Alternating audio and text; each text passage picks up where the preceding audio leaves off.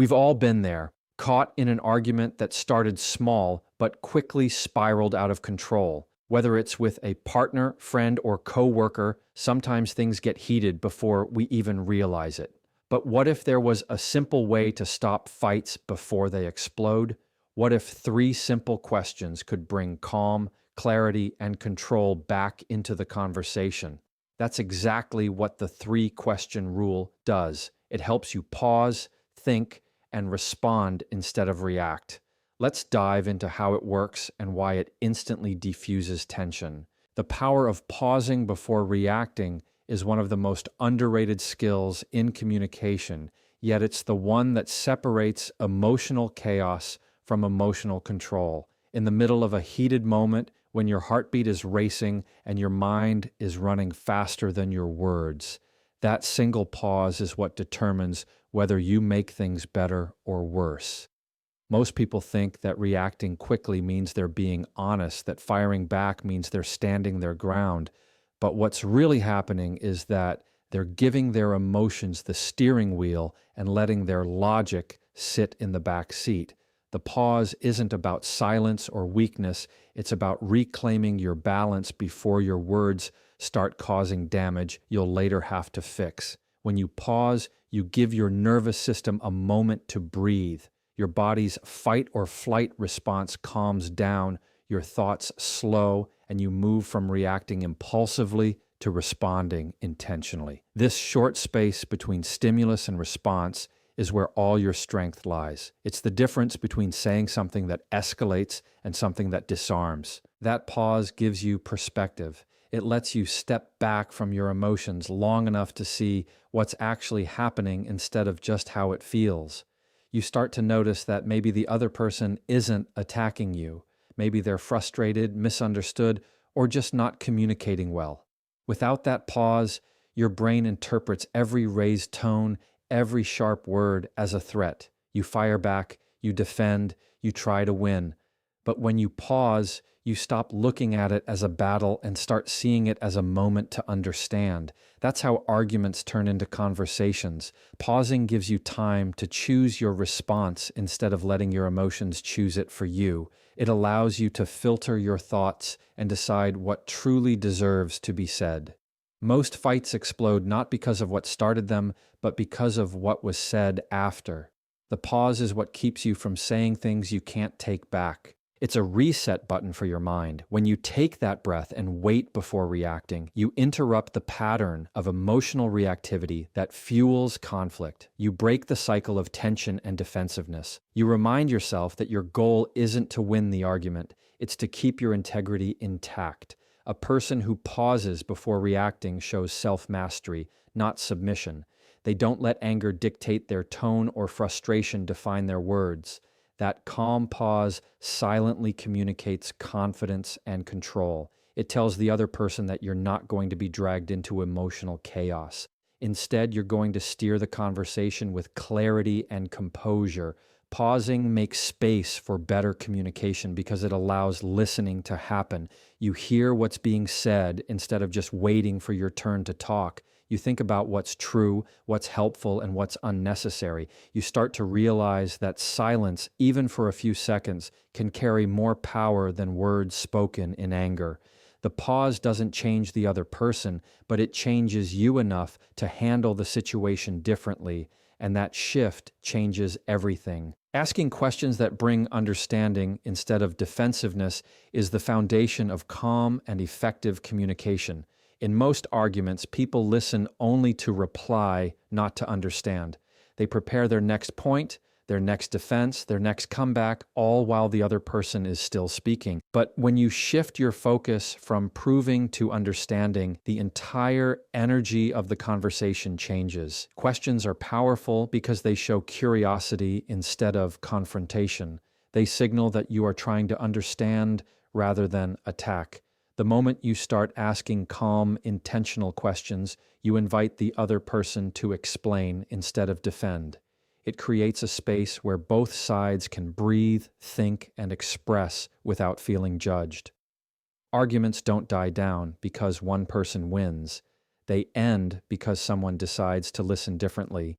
And asking questions is how you do that. When you ask questions like, "What made you feel that way?" or "Can you help me understand what you meant by that?" you're telling the other person that their feelings matter. You are no longer fighting against them, but working with them. That small shift in tone takes the conversation from being personal to being purposeful. It gives the other person a sense of safety, and when people feel safe, they open up instead of shutting down. Defensive people become calm when they realize they are being heard instead of being attacked.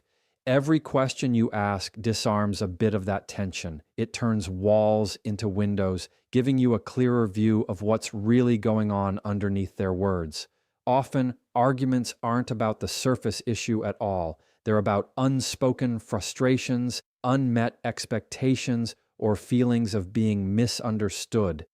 Asking questions helps uncover those layers. This approach also changes your own mindset. Instead of reacting emotionally, you become analytical. Instead of assuming, you start exploring. It's not about being passive, it's about being strategic. You take control of the tone without controlling the person. When you ask instead of accuse, you hold your power without raising your voice. This is what emotional intelligence looks like in real time. You're choosing curiosity over conflict, and that choice always leads to clarity. The more questions you ask, the more information you gain, and the more you realize that most disagreements are based on misunderstanding, not malice. Once understanding enters the room, defensiveness has no oxygen left to survive. When people feel heard, they naturally soften. Their tone lowers, their body relaxes, and their words become less sharp. That's the unspoken power of asking the right questions. It creates connection in the middle of chaos. It gives both people a chance to reset emotionally and remember that they're on the same side of the problem, not against each other. Asking questions doesn't mean you agree with everything being said. It means you care enough to understand before you respond. It makes your communication mature, grounded, and thoughtful. It shows restraint in the middle of emotion and strength in the middle of misunderstanding. When you use questions to guide the conversation, you don't just stop a fight, you transform it into a dialogue that actually leads somewhere productive. Shifting from emotion-driven responses to logic-driven reflection is what separates a heated argument from a productive conversation. When emotions take over, your brain stops processing information rationally.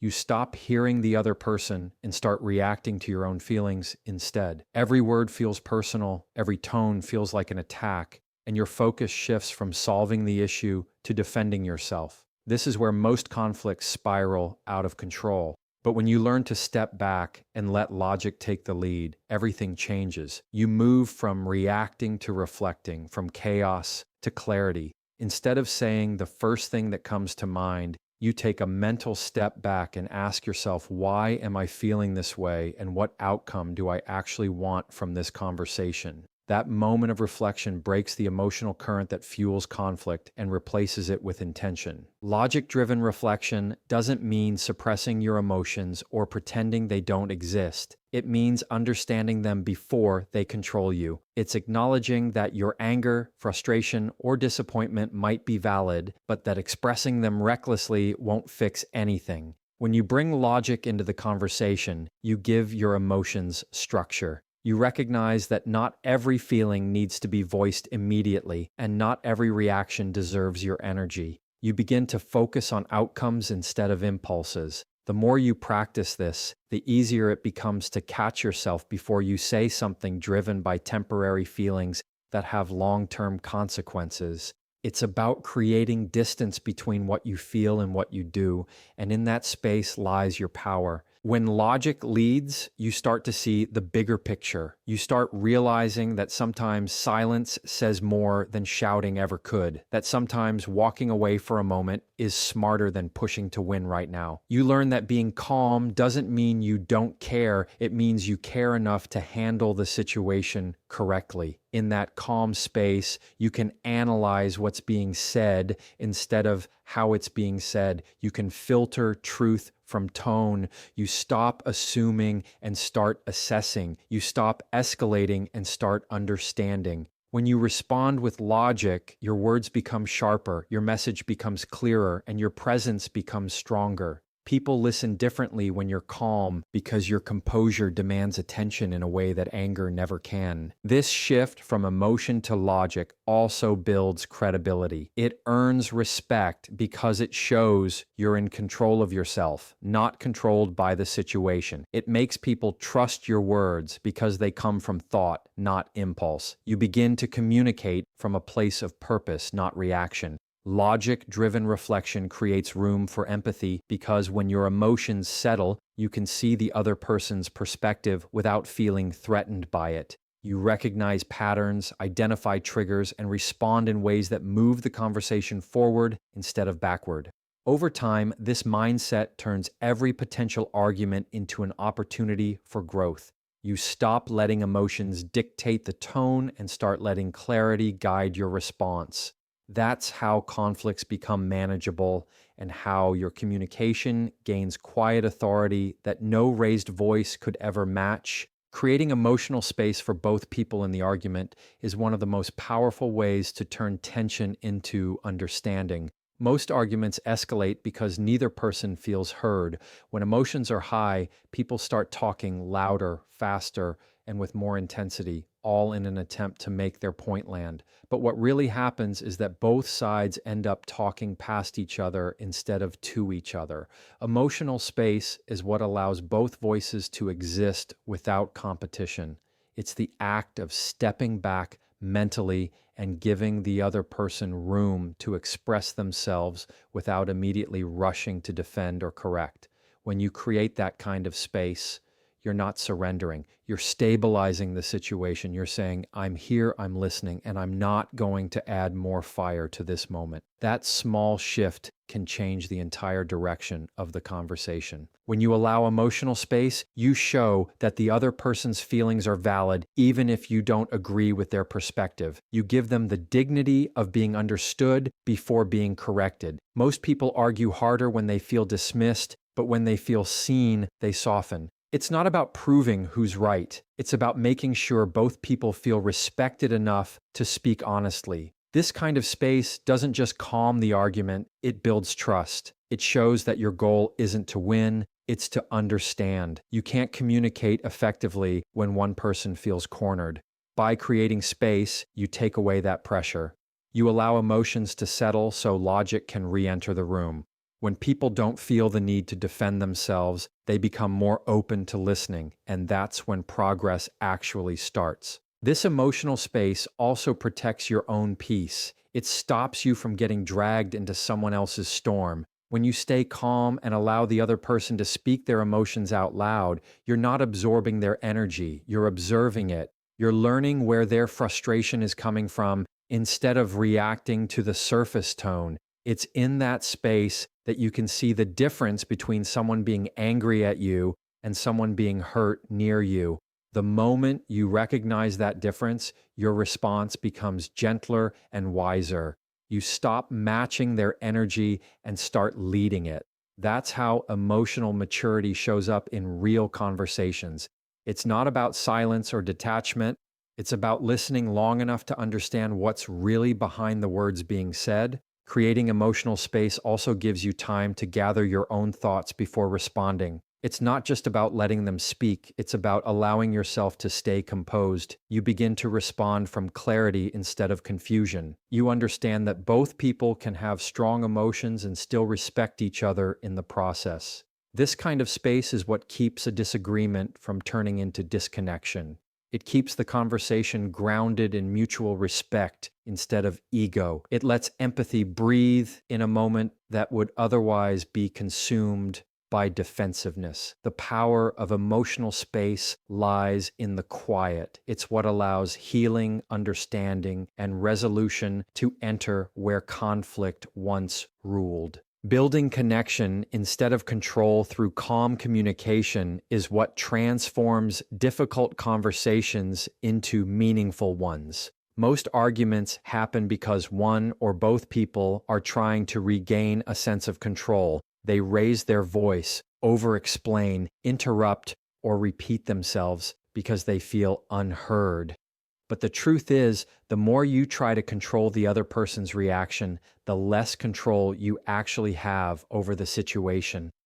Real power in communication doesn't come from forcing your point across. It comes from building connection strong enough for your message to be received. When you speak calmly, you shift the energy of the interaction. You move it away from dominance and toward understanding. Calm communication doesn't mean you agree with everything being said. It means you value connection over competition. It's the kind of communication that doesn't seek to win, but to bridge the gap between perspectives. When you focus on connection, your tone changes. You start speaking with intention instead of emotion.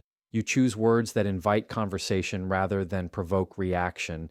You begin to understand that the goal of communication isn't to overpower, but to align. People listen differently when they feel respected. They lower their defenses, they engage with curiosity, and they respond with honesty.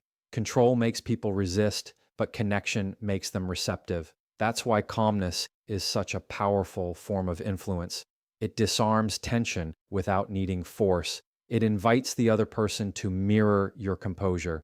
You can't create calm in others by demanding it. You create it by embodying it. When you keep your tone steady and your words measured, you set the emotional temperature of the conversation.